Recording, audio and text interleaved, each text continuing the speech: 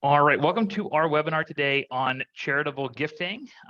Really excited for this one, big year-end tax planning topic, and very excited to have some special guests. So we call it Building a Charitable Gifting Plan and Implementing It Efficiently is the name of this, and we're going to talk about all those things here today. But before we get started and jump into things, I'm really lucky to be joined by Melissa and Sarah from the Brooklyn Community Foundation, who are going to be talking about some of those tools that we can use for charitable gifting and how to start to build a charitable gifting plan that's actionable, that's implementable, and that's aligned with your values. And so Melissa and Sarah, would you please just introduce yourselves briefly for the folks both watching now and who are going to be watching this recording in the future?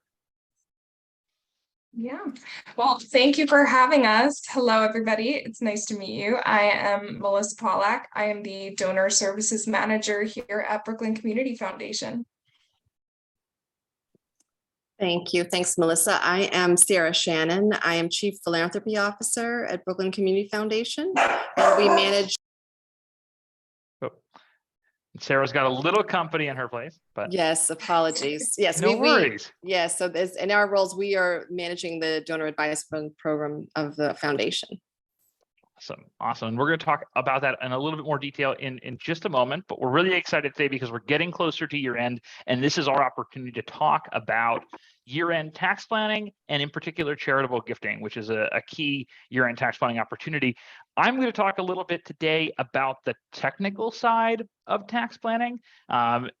Sarah and Melissa are going to talk about building up that charitable gifting strategy. And so if you're attending and you have questions, please drop them in the Q&A or in the chat. We'll do our best to answer them live or at the end.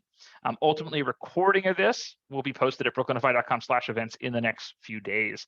We'll get it edited and up there on YouTube so folks can watch it. And so welcome to those who are watching in the future as well. Glad to be talking to you all. It's a nice sunny September day here. And so I'll lead off talking about giving in a tax efficient way, and then we'll jump into Melissa and Sarah's presentation in a little bit more detail. When we start to think about charitable gifting, oftentimes, fortunately or unfortunately, tax benefits come up as one of the reasons why we think about it and one of the reasons why we're incentivized to do it. And so I want to just kind of lay the groundwork here for why, what Congress has done in terms of the tax code and what incentives there are for charitable gifting. Obviously, the people we know that give to charity are doing it not because of the tax deduction, but because they care and they want to give back to causes that are important to them. But there is a tax benefit that does give us incentives on how we structure our charitable gifts and what we can do there to optimize that. And, paying less in taxes might allow us to give more money to the charities and the causes that we care about. And so the main way charitable gifting impacts folks' tax return is through deductions. And so folks that itemize their deductions are able to write off certain charitable gifts to qualified charities.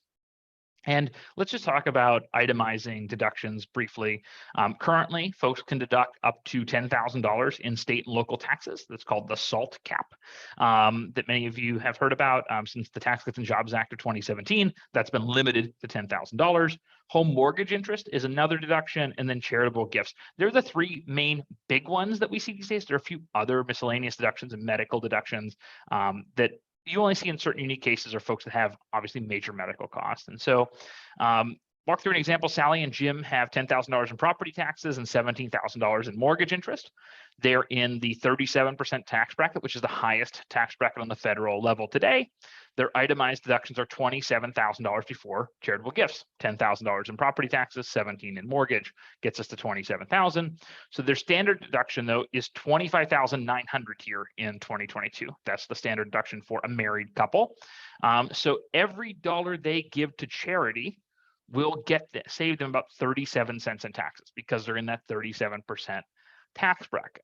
They're in a nice spot. There's not as much of an incentive to lump charitable gifts to get over the threshold of itemizing, that $25,000 threshold for itemizing.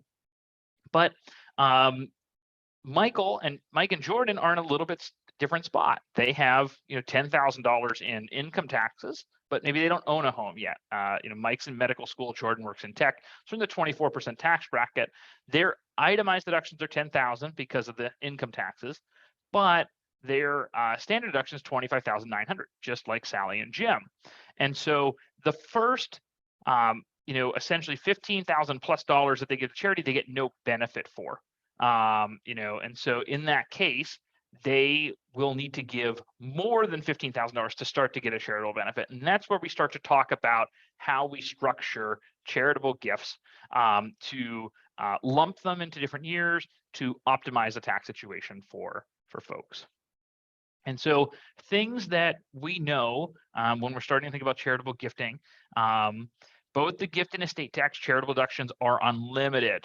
What that means is you can give $100 million to charity. You're not going to pay any tax on that gift to the charity, okay? And they reduce the amount of money you might have to pay in estate taxes for folks. You can write off charitable gifts for income taxes if you itemize. That's step number one, right? We need to itemize our deductions like we just talked about. If the charity qualifies for federal income tax deduction, and so that would be churches, schools, hospitals, public charities, nonprofits of that sort, private charities like veterans associations, fraternal groups, private family foundations. The IRS actually maintains a list of what constitutes a charity. We'll talk about this more in a second. Donor advised funds qualify as charities, which is going to be crucial to our conversation. A lot of folks say, well, wait a minute, I volunteer my time. I'm an attorney. My hourly rate is, I'm not an attorney, but folks say like, hey, I'm an attorney. My hourly rate's $400 an hour. I'm going to go do pro bono law work for 2 hours. Can I write off $800? No, I can't. No, time and talent don't count. If you get something back in exchange for your charitable gift, okay, let's say there's a gala and the tickets cost $75 but you paid $575, you get to write off the $500 charitable contribution. The $75 value of your meal and entertainment for that night is not a deductible expense. Most charities that throws those type of events keep track of it. They're going to tell you how much you can deduct and how much isn't. So it's good for your records. You hold on to that for when tax time comes around. This is a very interesting page, but there's a lot of different factors and a lot of different types of property you can give to charity. Cash is fully deductible. So if you just write a check to a charity, there's no limit there. But there is a limit to how much you can deduct, and it's limited currently to about 50% of your income for cash contribution. It was artificially raised, not artificially, it was temporarily raised the last couple of years because of COVID, but those changes have expired here. Short-term capital gain property, you typically don't want to give short-term capital gain property because your deduction is limited to what you paid for the property, not the current value. Long-term capital gain property, we can give up to 30% of it, 30% of your AGI based on the fair market value. And so, for example, let's say you bought some stock 20 years ago in Microsoft, and it was at $25 a share then. It's trading at, let's say, $200 a share now. You have a big capital gain there. You can write off the $200 a share fair market value today when you make that donation. This is why it often makes sense to gift appreciated stock, but it's limited to a certain percentage of your income. So you can't wipe out all your income with that gift. There's a difference here between public and private charities, and that really has to do with whether it's a private foundation, perhaps, or something like that, as opposed to public charity and nonprofit, that sort of thing. And then personal property, you are limited in terms of your deductions here. Be careful if you're giving a boat to charity, if you're giving an old car to charity or something like that. We've all seen the signs on the side of the road, donate your boat, get a tax deduction, those sorts of things. Think it's a noble cause, but there's very special rules. There's talk to your tax advisor, talk to somebody ahead of time when you're doing that. You might think your boat's worth a lot of money. The IRS is going to be very realistic about the value of that charitable gift. They say, I think when you get a boat, the best day is like the day you get it and the day you get rid of it and everything in between. Maybe it's a pool. I think it might be both of them. The days in between are the ones that are a little bit tricky. So there's a variety of rules. What we want to do when we are gifting to charity is pick our most efficient assets to donate. And so there are some other ways to give. I'm not going to spend a lot of time on this, but for folks that have maybe very concentrated stock positions, substantially appreciated assets, and aren't necessarily able to give it all away, but want to be able to diversify and manage estate tax issues, the charitable lead trust is an option where you give the money to charity for a period of time. You put $10 million in a trust for a charity that they get to hold on to and take some income from that for maybe a period of a certain number of years. And then at the end, what's left in that account gets distributed to your beneficiaries. There's also something called a charitable remainder trust, which is the opposite. Maybe we put money in a trust to pay out income, 5% of the principal for the next 20 years. And at the end of the 20-year period, whatever's left in there goes to charity. Very interesting tax reasons for why we'd want to do that. It relates to estate planning, income tax deductions, those sort of things. And then donor advised funds, arguably the most common tool that we see in practice, where you're able to get a tax deduction now and give the money out to charity later on. And so we're going to talk a little bit today about the Brooklyn Community Foundation's donor advised fund and what that product looks like, and how theirs is a bit unique in terms of how it works. Donor advised funds are kind of really easy to set up, to fund, to maintain, a lot cheaper to set up than a charitable trust. And so we tend to see these are the more common thing. If we're talking about a $20 million, $30 million liquidity event, we might talk about some of these or more. We might talk about some of these other strategies here. Ways to give to a donor advised fund. One great strategy is to maximize your gifts and lump them into a particular year, especially if you are like our example earlier, the couple that only has $10,000 in deductions and needs to get over almost $26,000. They might want to do 5 years worth of contributions in 1 year if they want to give $10,000 to charity and load up so that they take the standard deduction other years. When you use a donor advised fund, the charitable donation goes into a holding account and it can be invested in the meantime. And they are often great for folks who don't know exactly where they want the money to go just yet, but they know they want to give money to charity and they know that this is the time to get the tax deduction. And so you get that immediately, and you can decide later on how those funds are parsed out to a variety of different charities. And so what if I told you you didn't have to dump ice on your head to donate to charity? I think we're about 8 years removed from the Ice Bucket Challenge. I found my video a couple weeks ago. It popped up, and Sarah and Melissa are laughing. But yes, I found my video a couple weeks ago. I did not add it to the slideshow. I had a lot more hair back then. It was a very different time in life, but nonetheless, yeah, I found it. We haven't done, I don't know, Melissa, Sarah, have we had any interesting charity challenges lately? Is that still a thing? Yeah, I'm sure that there has been some. Melissa, what do you know of? Sadly, I don't think I've seen any big ones since the ALS Ice Bucket Challenge. It's been like 8 years. I feel like we need to start something. There needs to be like a new trend. I think we can brainstorm. Yes. Awesome. But yes, this is a little, some folks might not even get this reference. I know some folks watching this are even a little young to remember that, but I remember the Ice Bucket Challenge. It was a thing for like a month back in, I believe it was 2014, if memory serves me right, which is really, I'm dating myself here. In terms of, giving appreciated securities to a charity, want to just talk a little bit an example of this. And so let's say you've got $450,000 in stock that's worth today.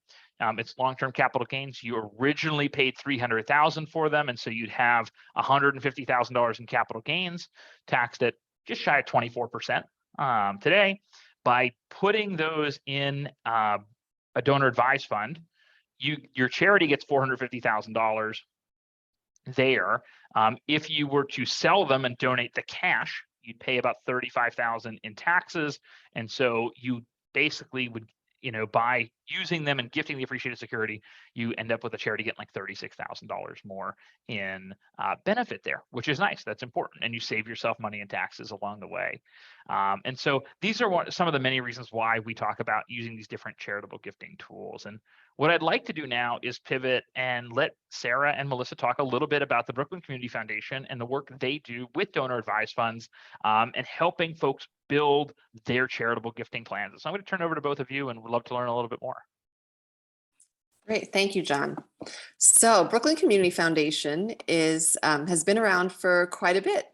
We grew out of a private bank foundation back in the late 90s, but we are, at the moment, we are the only public foundation solely dedicated to Brooklyn. And we work with, as a community foundation, we work with both donors and community leaders. We're a grant maker and a fundraiser for the community. And the focus of our grant making is very much on racial justice, social justice, and community-led change.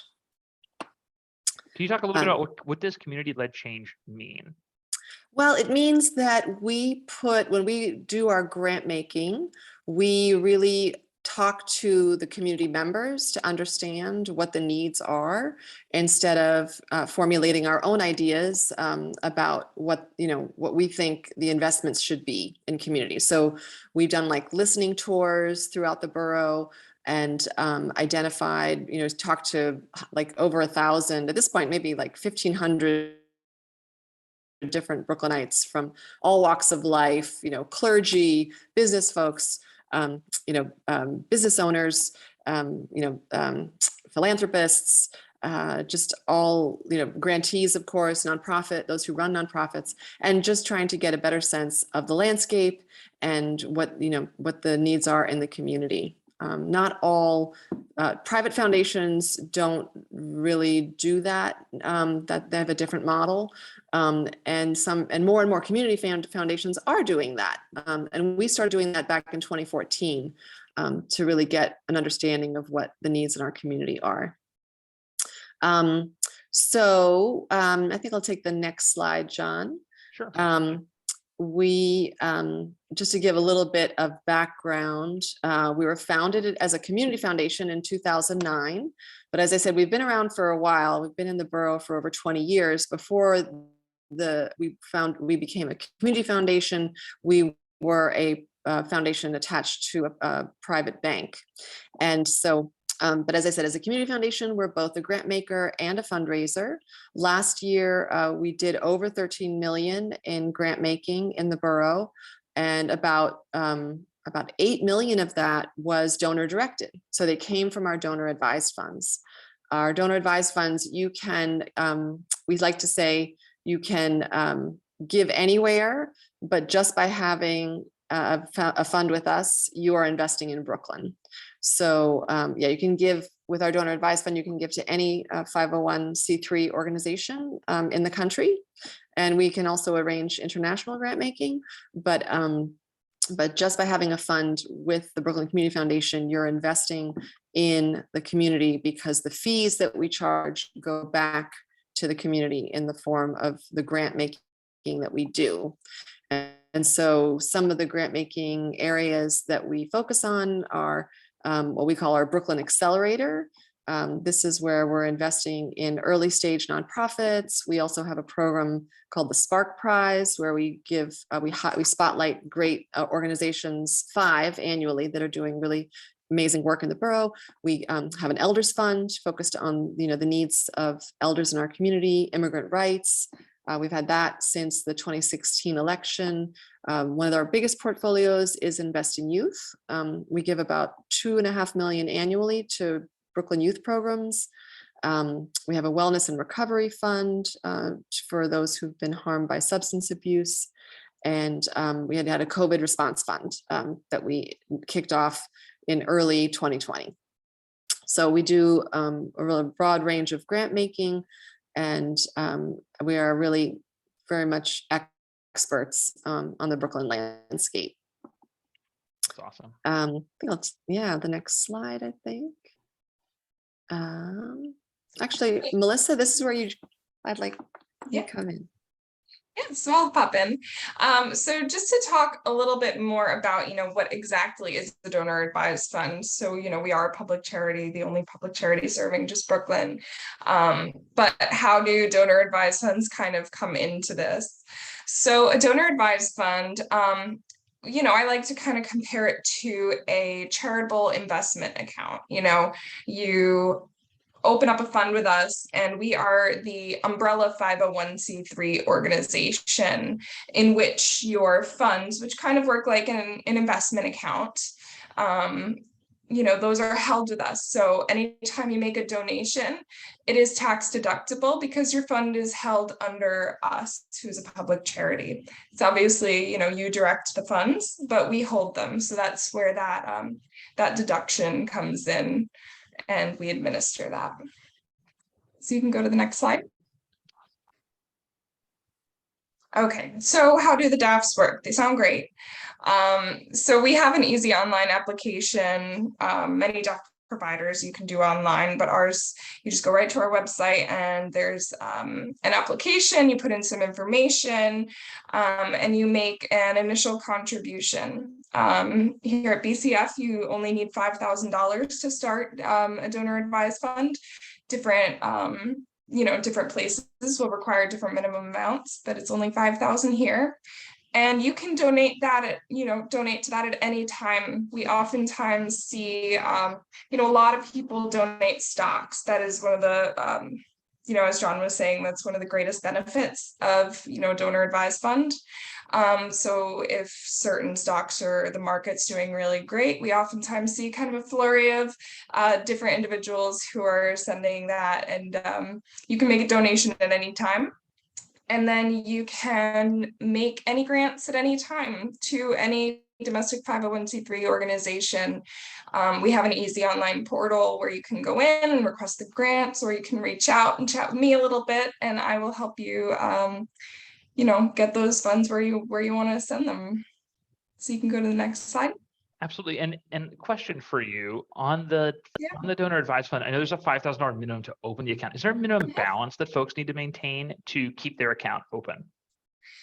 Minimum balance, we do let you spend down. I believe, Sarah, do we require $1,000 to stay in the account? Really just to make sure that there's a balance. Yes, it's about $1,000 a minimum to maintain it. Yeah. Excellent. Which is fairly flexible. Yeah, no, fairly flexible option to keep a little bit of money in there to keep it open. And so I always like to check. Yeah, and we see a bunch of people we have manage in different ways. Some people will build it up and have it just growing for years before they decide to do grant making. Others really do kind of decide to keep a lower balance and just keep spending it down, then replenish it when they need to. So these can be very personal, and people use them as they please. I think it's cool pretty fascinating that even if you are that person who builds up that account and maintains the balance, you're actually giving back to Brooklyn by maintaining that balance because of the annual fee. So talk a little bit about that. Yeah. So yeah, like Sarah said, one thing, why have a DAF at BCF? What makes BCF so special? So the 1% maintenance fee goes directly back to our strategic grant making. So that's one of the big draws. Just by having the fund here, you're automatically giving back. And we do have that 20 plus years of grant making experience. We like to keep our donor advisors notified on what's going on, let them know where our grant making is doing and help them. If you have any questions, we often get people say, hey, I want to give to this cause, but I don't know what to do. We're happy to help out, answer questions, and be an active partner in this. And yeah, we are committed to racial justice. Everything we do, we approach with a racial justice lens. We give a lot of funds to BIPOC-led organizations, and we support a lot of grassroots organizations who are doing good work in Brooklyn. So awesome. Yeah. So we thought it might be helpful just to give folks a sense of the growth of our DAFs at the Brooklyn Community Foundation. So I've been at the foundation almost 8 years. And when I first got there was really when we started to sort of earnestly build our DAF program. And as you can see, the growth has been considerable. So we currently have about 55 million in assets under management that are our funds.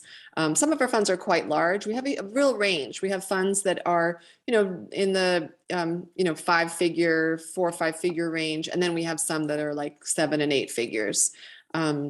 So, just so folks understand that it's like funds can be, as we were saying, very, unique depending on the individual that opens them. We also have corporations that have funds with us. So, and nonprofits. It's a way for corporations to sort of outsource their philanthropy. Funds are a way for nonprofits to sort of build an endowment. There are myriad types of funds, and And, people do take advantage of they're mostly taking advantage of the expertise of our Finance and Investment Committee it's a way for them to, tap into that. And so in terms, as we've said, these funds can be invested, and we do have some options. For funds that are 250,000 and above, we have the option of commingling your fund with our portfolio at Goldman Sachs. And then everyone has the option of the Vanguard Life Strategy funds. And they, of course, range in, various levels of, your sort of risk appetite, from aggressive to moderate growth, slow, conservative to, just the money market steady state option. And, we also allow donors on an annual basis to change their fund, their investment pool. Most donors, they generally stick with what they started with, but it's a nice, nice thing to know if you go into it, you're unsure and you want to make a change at a later time. So so as we said, these are funds that can be invested, and you can, depending on the market, you can realize some, your fund can grow and increase your charitable giving over time.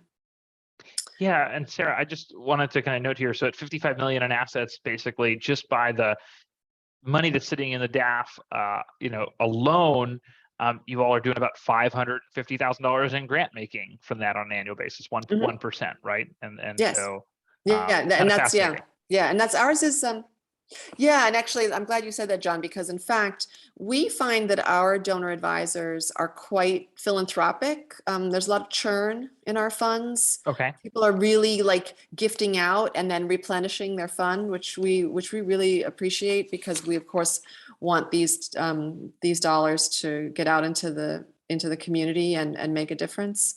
But yes, even if we were just to do a really sort of straight line calculation, it's at least that much annually. So that's awesome. That's awesome. Let's see, next slide. So we understand that, for many folks who are new to philanthropy, sometimes the challenge is just getting started, right? Like, how do I even go about doing this in a meaningful way to both myself, my family, my community? And so, we of course encourage donors to bring intention to this and to create a plan. And we're also available to help create that plan, because as I said, we've been a grant maker in Brooklyn for over 20 years. And we also have, colleagues in the CF world all around the country. So we find that we can also be helpful to those who want to do giving, outside of the borough. But we encourage donors to, reflect on their goals. Is it an amount that they're really focused on?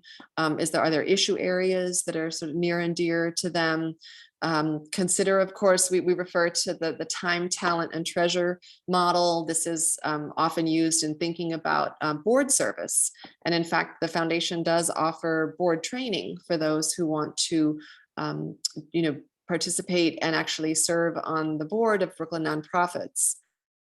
In thinking about the amount that you would give on an annual basis, of course, we recommend that you speak to your financial advisor and your tax advisor. But some folks come in already with an idea of what they want to do. But generally, we do refer, we are not financial advisors. And so we do encourage folks to talk to their financial advisors and tax planners when they think about that amount.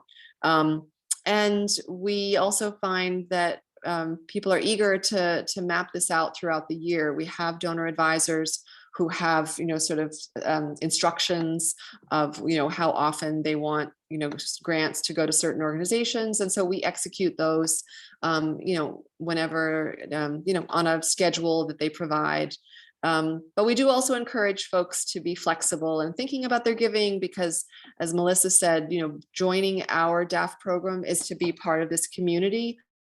And we have a DAF digest that we issue on a monthly basis, and we're giving donors ideas about, the grant making that we're doing in Brooklyn and some of the needs that we're seeing. Sometimes we are focused on, in the past year, we've also done some research for donors on international giving, because some of the crises that have come up, whether it's the war in Ukraine, I know we were looking, I think, at giving for refugees in Afghanistan or Syria. So we also provide that kind of information. So where we do know that folks want to get going, and it's really helpful to have a plan. We do also say, you can be flexible with your fund. There is not this urgency to give out immediately. And we are really happy to give ideas on where to give, depending on, certain like current events or issue areas that donors might be interested in. And so, for context, if I'm if I'm somebody, I want to do some charitable gifting this year. I'm, really passionate about social justice issues, Black Lives Matter. I live in Brooklyn. I want the money to impact the neighborhoods that I live in, the neighborhoods around me. Can I come to your team and say, hey, what are the nonprofits that are really addressing this, that are really helping folks out, that you've seen are making an impact, that are run well, those sorts of things? Like, you've done some degree of vetting and you've boots on the ground. Can you help folks navigate that? Absolutely. We have, as Melissa said, we were happy to jump on the phone with you and talk these things through. We also have a directory on our website that shows some of our own strategic grant making, and you can sort it by issue area, neighborhood, and get some ideas that way as well. So yeah, absolutely. We, like I said, we've been doing this for quite a while in Brooklyn, and have, definitely some, deep understanding of the issues and the sort of players in the space who are making a really big impact. Absolutely. Yeah. I feel like sometimes charitable gifting can be, so esoteric. Like, oh, I give back to my university, and okay, like, great, that goes towards like one very fraction of 1% of the new building that they're building, or the new program that they're establishing, which is great. It's a great cause. But like, by gifting, you live in Brooklyn, maybe there's a nonprofit that you walk by on your way to the subway station every single day, and your gift can make the difference between whether they can hire another program associate to do outreach in the community or something like that, which I think is just such a wonderful thing to think about, literally seeing the fruits of your charitable gift play out in your backyard. It's fantastic what you guys are doing. Yeah, we find that, we ourselves learn about organizations in the borough all the time. There's something like, I don't know, 2,000 or probably 2,000 nonprofits in Brooklyn. So there is a lot to learn. And we've gathered some of that information. We continue to learn, and we're really delighted to share it with the community. Absolutely. And important to note too, just by, we have a lot of colleagues all over the country who are at other community foundations. So, obviously we are Brooklyn, we know Brooklyn the best, but if there's anything nationwide, any organizations that want to be found nationwide for different causes, we have colleagues, and we can absolutely help you, because it can be overwhelming when you're like, I want to help, but how? So just to note that. So how to deepen your impact, how to make the biggest change that you can, because it's, we talked about the benefits, we talked about the good, but like we said, it's sometimes overwhelming to think about your charitable giving strategy. So here's a few little tips on how to kind of refine that and think about that more deeply.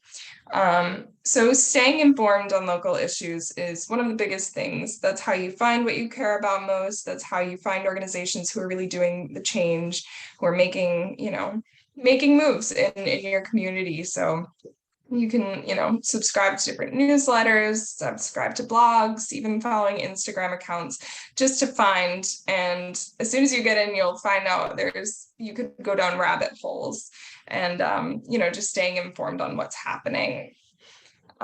Committing to a recurring donation is one of the most impactful ways to help your organizations. Sure, giving a $5,000 donation in 1 year is great, but telling an organization, hey, I'm going to give you $5,000 for the next 5 years. Just that organization knowing that they have that stability, that they have that, ongoing support, allows them to have more capacity and really think about their change and what they're doing more deeply. Also, doubling your impact with an employer match. So many companies and organizations have a matching program, and so many people just do not utilize it. I know we have an employer match program. A lot of major companies, Fortune 500 companies have extremely generous match programs.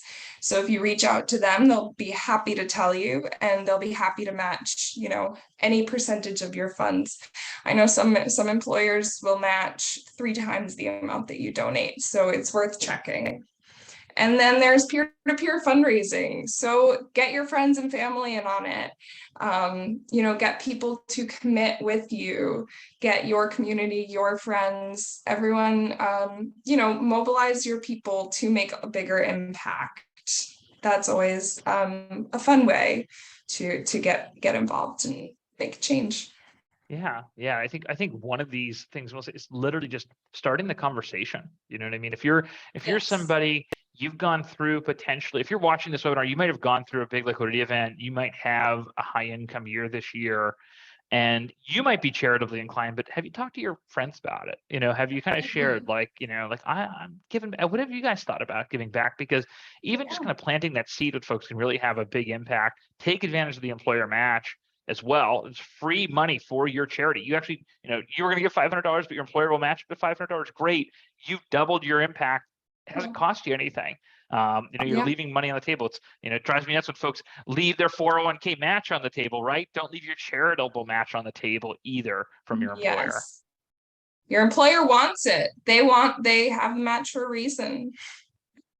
So then we also just have here some tools and resources. GuideStar is an incredibly useful tool. It's more of a database type tool that you can use to look up information on organizations.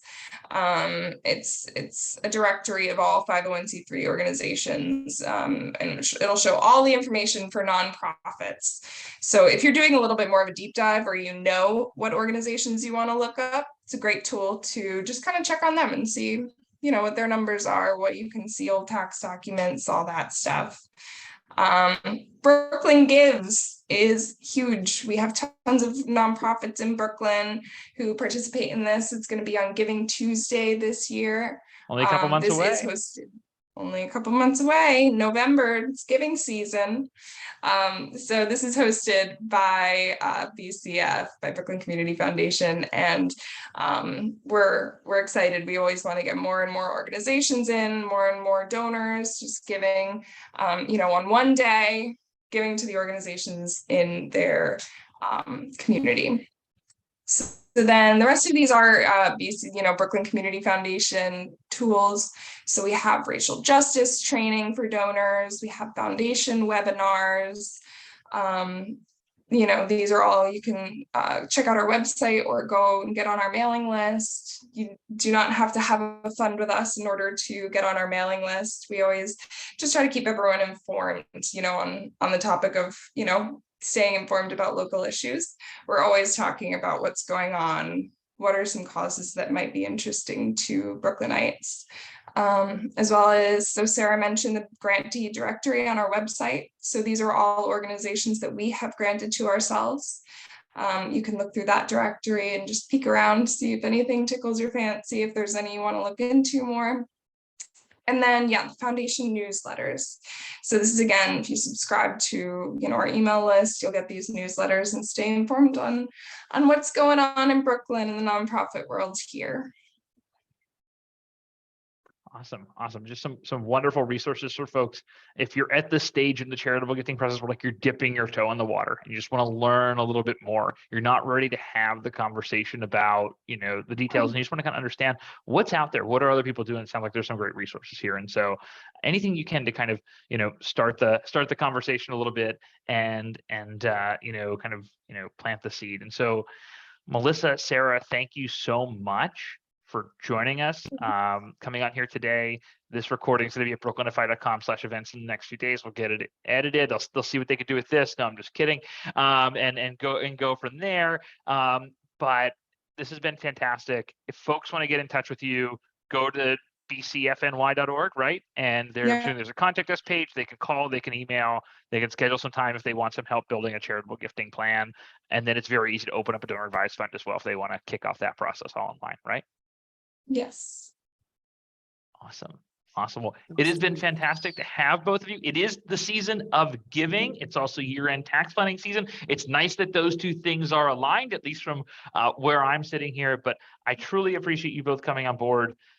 Folks, if you have questions, if you want to learn more about this, check out the Brooklyn Community Foundation. If you want to talk the planning piece, talk to your Brooklyn FI financial planner, and we can talk a little bit more about the tax strategies that are associated with it. But it's always wonderful when we take a chance to give back. And I appreciate you both giving back and taking some time here at the end of the day to hop on board, talk about this, and have this conversation. Thank you both. Yeah. Well, thank you John. for having us. Absolutely. Well, thanks everybody.